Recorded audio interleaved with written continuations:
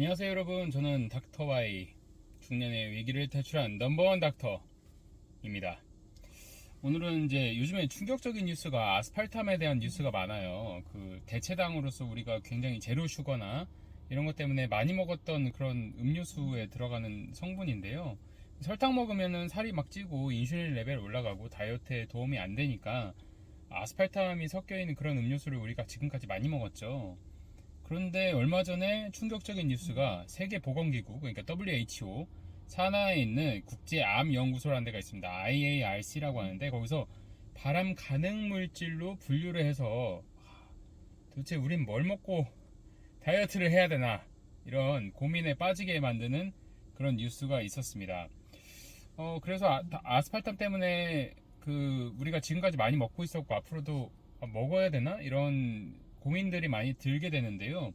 그리고 암 공포감이 굉장히 확산이 되게 되죠.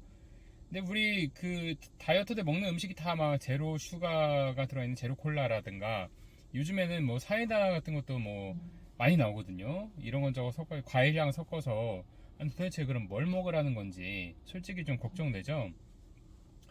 다이어트 하다 보면 우리가 이제 막 단 음식이 막 땡기잖아요. 그리고 그럴 때마다 설탕이 들어간 음료나 뭐 과자나 이런 거를 막 먹을 수가 없단 말이에요.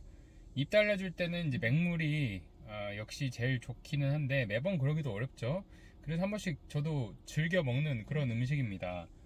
그런데 혀 좀 달래주려고 먹는 이게 발암물질이라니 정말 충격적인 사실이 아닐 수 없죠.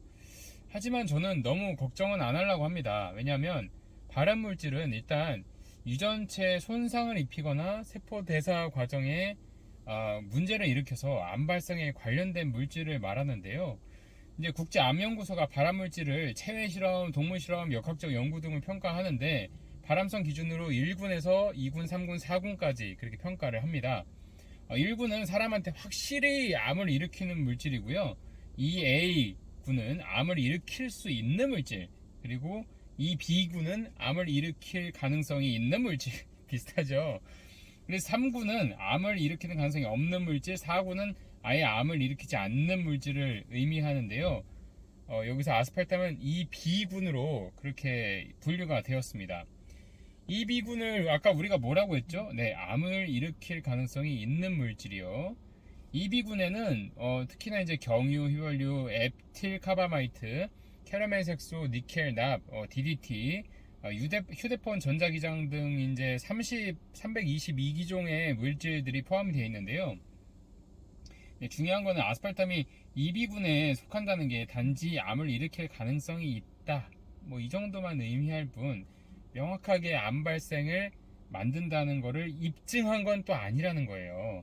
그래서 저는 그렇게까지 걱정할 건 없진 않나 이런 생각이 드는데 저의 이런 생각을 좀 더 확신에 들게 해주는 것은 1군을 생각해봐요. 1군 발암 물질은 확실히 암을 일으킨다고 입증된 물질인데 여기에 뭐가 있나요?